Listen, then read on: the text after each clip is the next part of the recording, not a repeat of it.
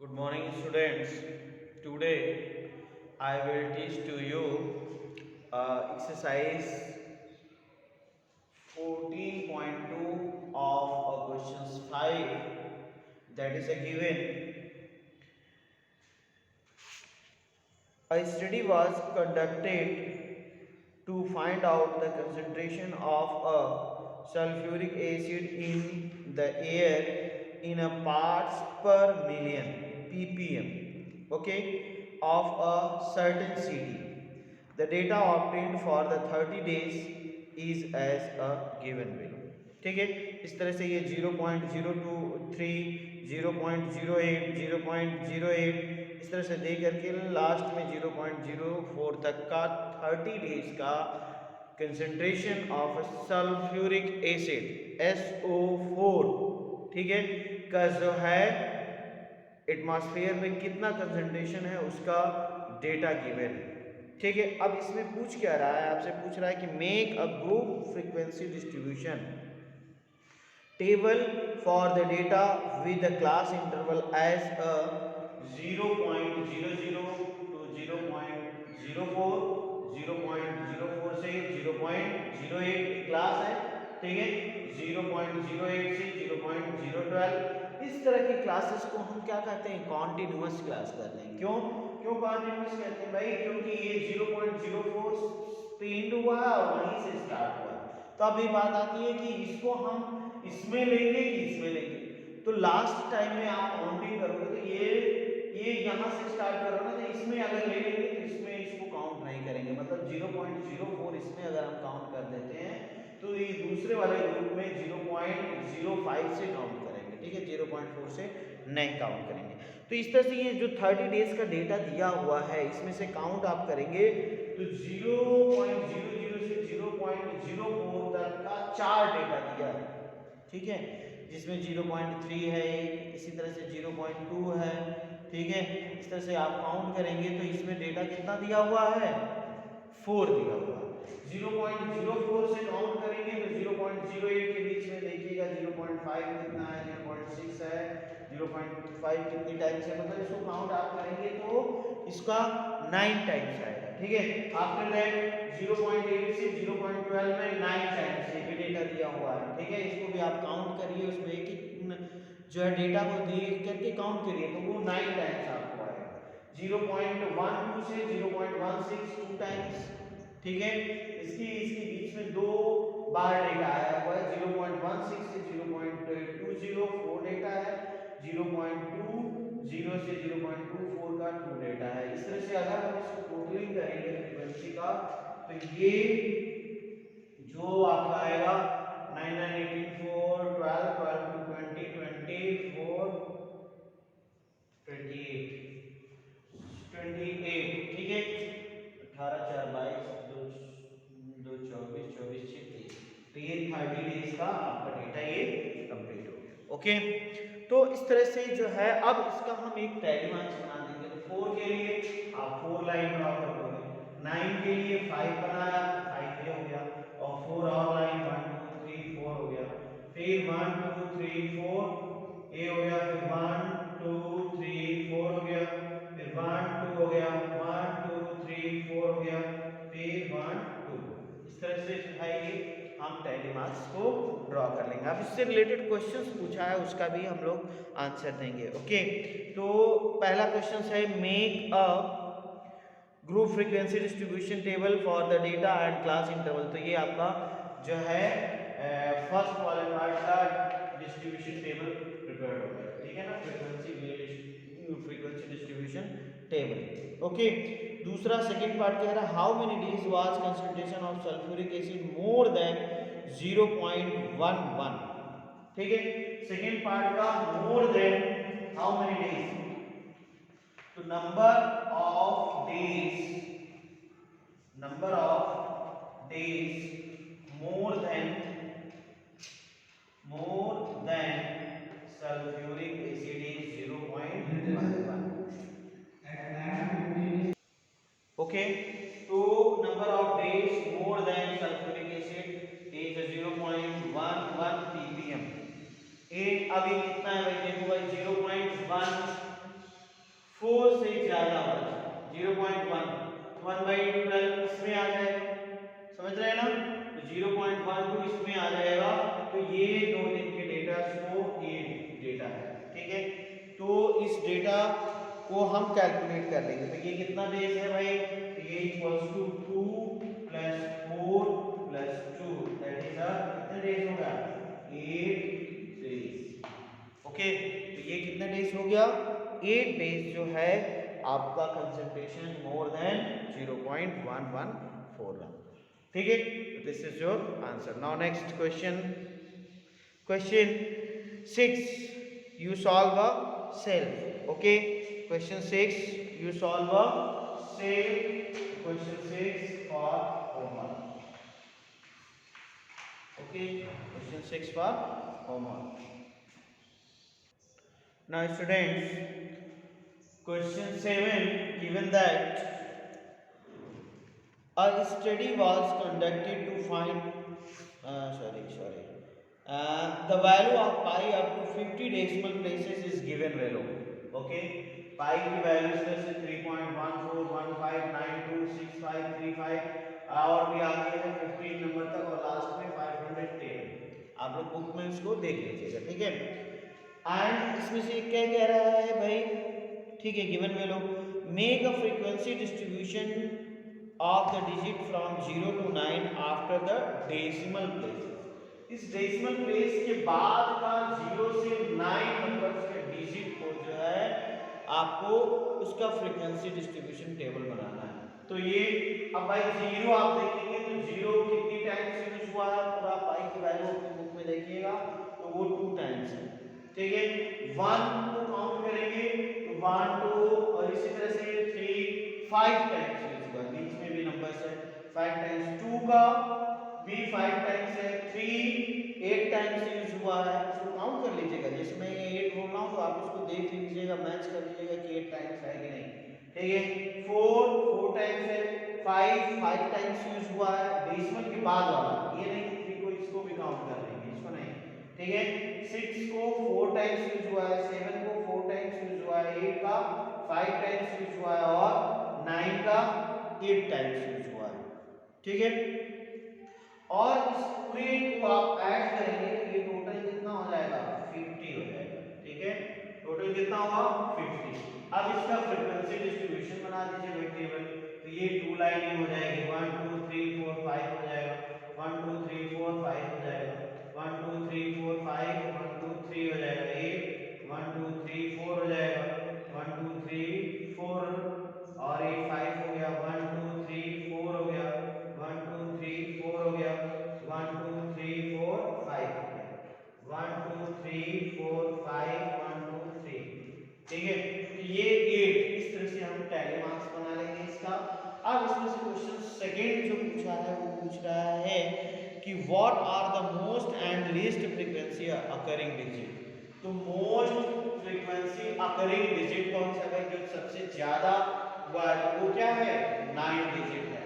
ये सबसे 8 ज्यादा है कि नहीं ज्यादा है, तो ये कौन सा डिजिट है तो वो 9 डिजिट है, ठीक है। और कितनी टाइम्स है तो दैट इज 8 टाइम्स है, ओके। और लीस्ट सबसे कम कौन है भाई, तो लीस्ट सबसे आपका 2 है। तो ये 2 क्या है सबसे लीस्ट, तो कौन सी डिजिट है जो कि सबसे लीस्ट है, तो ये 0। तो this is your answer, okay. Similarly you can solve this question, question 8 and you solve the self, it is a homework, okay. And last question, question 9 is also you can solve it, okay। तो इसको भी आप solve करिएगा, कोई दिक्कत होगी कोई दिक्कत होगी नहीं, आप इसको फ्रीक्वेंसी डिस्ट्रीब्यूशन में इसको सॉल्व कर सकते हैं, ठीक है। नेक्स्ट एक्सरसाइज का हम लोग डिस्कस यहाँ पे करते हैं, ठीक है। Students, your next topic is a graphical representation of a data. अभी तक हम लोगों ने क्या किया कि फ्रीक्वेंसी डिस्ट्रीब्यूशन टेबल, डेटा को अरेंज करने के लिए हम फ्रीक्वेंसी डिस्ट्रीब्यूशन टेबल बना देते थे, ठीक है। उस डेटा को अगर हम ग्राफिकल रिप्रेजेंटेशन कर देते हैं तो वो हम इजीली टाइप से उस डेटा को स्टडी कर लेते हैं, ठीक है। इजीली टाइप से वर्ड की अपेक्षा अगर उसको पिक्चर के रूप में दिखा दिया जाए तो थोड़ा सा कम पढ़ा लिखा भी आदमी क्या करता है, उसको बहुत ईजिली समझ जाता है। ठीक है, तो ग्राफिकल रिप्रेजेंटेशन बेटर है दैट की वर्ड्स, ठीक है ना। तो उसी ग्राफिकल फॉर्मेट में हम जो डिस्ट्रीब्यूशन टेबल को रिप्रेजेंट करेंगे उसको हम ग्राफ के रूप में बना करके उसको देखेंगे। ठीक है, तो there are 3 type of graphical representation होता है। First that is a bar graph. Bar graph में क्या होता है कि भाई हम क्या करते हैं कि एक एक्स एक्सिस ले लिया, एक वाई एक्सिस ले लिया, और टॉप 10 का स्टूडेंट का हमने मार्क्स बनाना है। तो आप करते क्या हो कि एक्स एक्सिस पे इधर स्टूडेंट नेम लिख देते हो और इधर उसके मार्क्स लिख देते हो। ठीक है, इधर मार्क्स परसेंटेज में लिख दिया। तो ये जो है राजवीर कितना मार्क्स पाया, तो ये, ठीक है, ठीक है, प्रवीण कितने पाए, तो ये इतने मार्क्स पाए। इस तरह से जो है ये राजवीर का हो गया, ठीक है ना, राजवीर, ये प्रवीण, ठीक। तो इस तरह से हम डेटा को बना देते हैं। ठीक है, फिर आयुष का क्या है, तो आयुष का ये है, ठीक है, तो आयुष का है इस तरह से। तो इस तरह से हम ग्राफिकल डेटा को रिप्रेजेंट कर देते हैं। ठीक है, तो ये आपका क्या होता है, बार ग्राफ होता है। मैं एक एक क्वेश्चन डिटेल में कराऊंगा। हिस्टोग्राम में क्या होता है, हिस्टोग्राम में उस डेटा को रिप्रेजेंट किया जाता है जो कि कॉन्टिन्यूअस क्लास में होता है।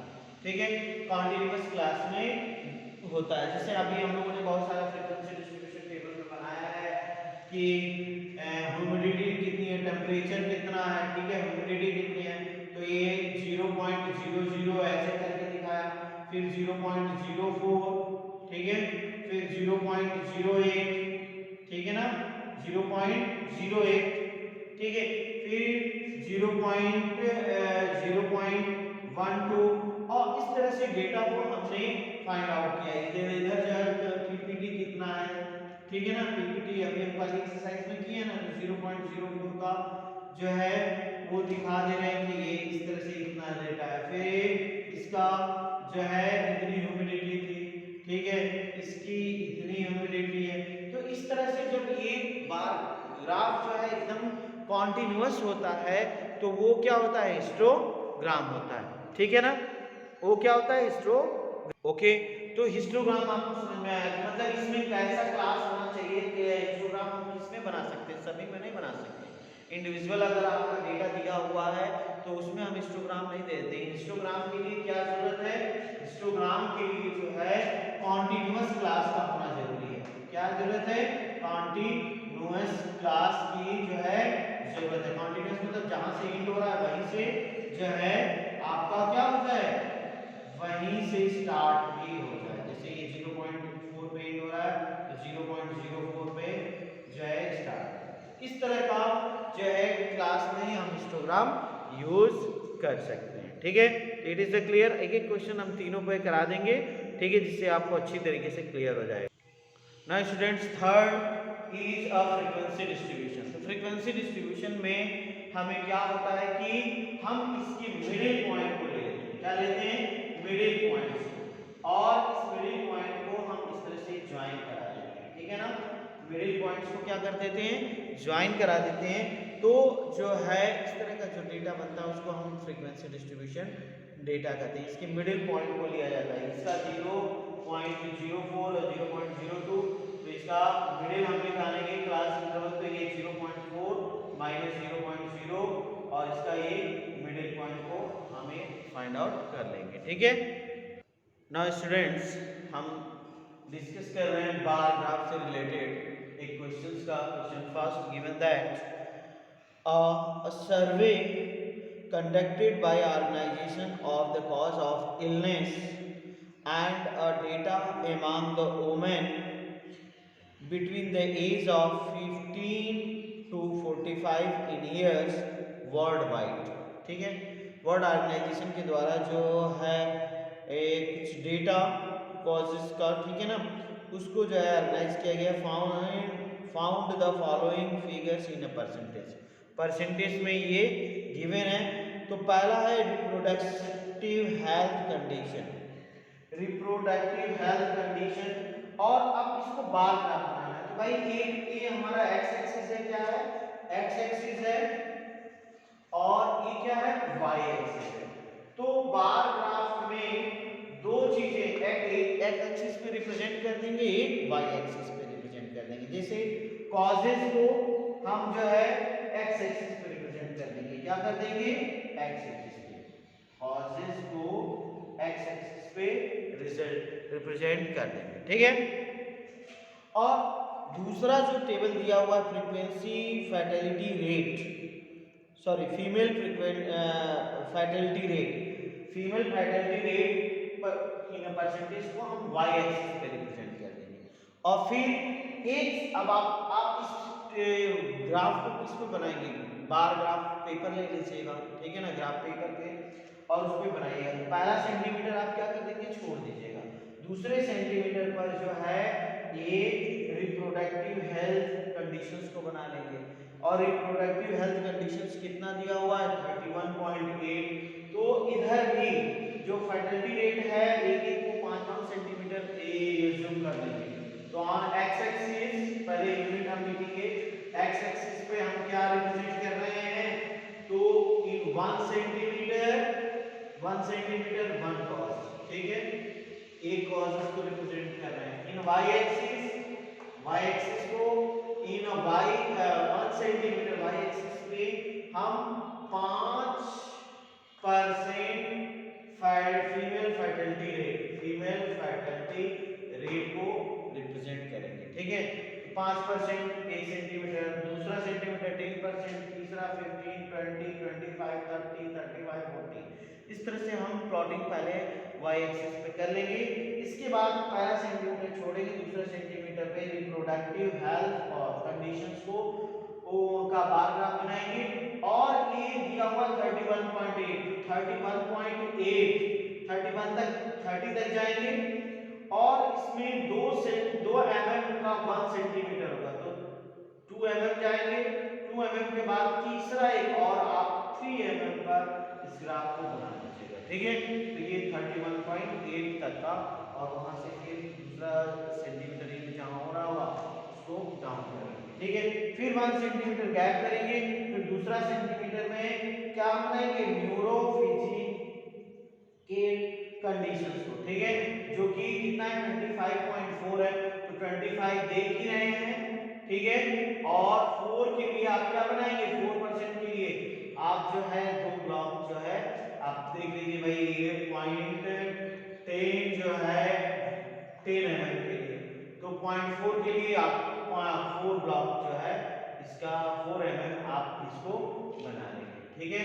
तो आपका 25.4 हो जाएगा, ठीक है। इसी तरह से इंजरीज में कितना डेथ होता है फीमेल का, तो वो 12.4% दिया है, 1 सेंटीमीटर फिर गैप करके इंजरीज का बनाएंगे। और ये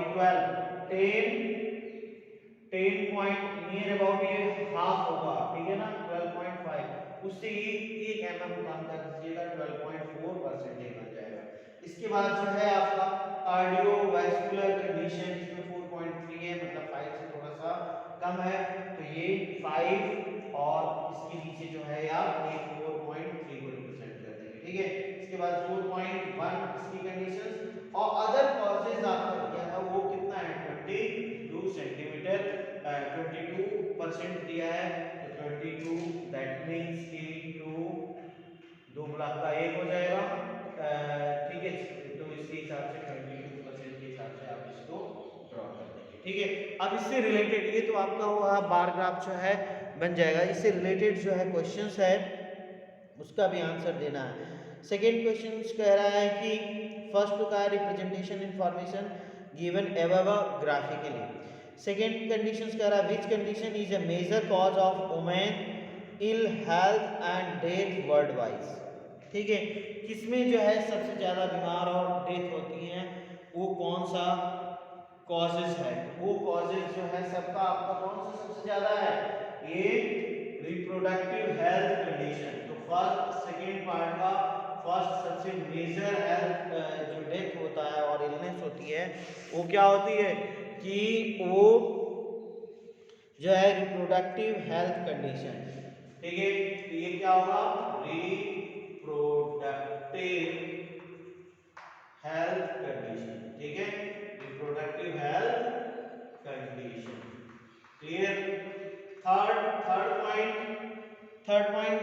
पूछ रहा है आपसे कि try to find out with the help of your teachers, ठीक है, any two factors which play a major role in a cause in second, ठीक है। सेकेंड वाले में मतलब रिप्रोडक्टिव हेल्थ कंडीशंस में सबसे इतना बड़ा क्यों कारण बनता है, इसके क्या कारण होते हैं, उसको आपसे जो है पूछ रहा है, ठीक है। तो एक इसके कारण जो है थर्ड के लिए, एक तो आप ये कह देंगे कि लैक ऑफ मेडिकल फैसिलिटी, क्या है, लैक ऑफ मेडिकल फैसिलिटी। बहुत लोग गांव में रहते हैं, मेडिकल फैसिलिटी मिल नहीं पाती है, ठीक है, तो उसकी उसकी कमी की, ठीक है, उसकी कमी की वजह से जो होता है, क्या होता है, ये घटनाएं घट जाती हैं, फैसिलिटीज, ठीक है, facilities, lack of medical facilities, इसमें फर्स्ट पार्ट हो गया। सेकेंड पार्ट दो का रीजन पूछा है, और अवेयरनेस, ठीक है, बहुत सारी चीज़ों को हम जानते नहीं हैं और फिर उसके लिए कोई स्टेप नहीं उठा पाते हैं, तो सेकेंड स्टेप जो है आपका correct knowledge of treatment correct knowledge नहीं हो पाता है, ठीक है, तो या अवेयरनेस की कमी होती है, तो नॉट जो है अवेयरनेस आप बोल सकते हैं, या जो है करेक्ट नॉलेज नहीं, लैक ऑफ करेक्ट नॉलेज, ठीक है, कमी होना, लैक ऑफ करेक्ट नॉलेज, ठीक है, लैक ऑफ करेक्ट नॉलेज की कमी की वजह से ये स्टेप नहीं उठा पाते हैं, ठीक है ना। Now student, similarly questions 2 and 3 is similar. Question 2 and 3, then you solve self. If any problem, then you ask to me. Okay? और इसमें अगर कोई भी आपको दिक्कत होगी बनाने में तो आप मुझसे डिस्कस कर सकते हैं, ठीक है ना। तो नाउ अब नेक्स्ट डे हम लोग जो है हिस्टोग्राम और फिर पॉलीगन्स का स्टडी करेंगे। Okay, thank you.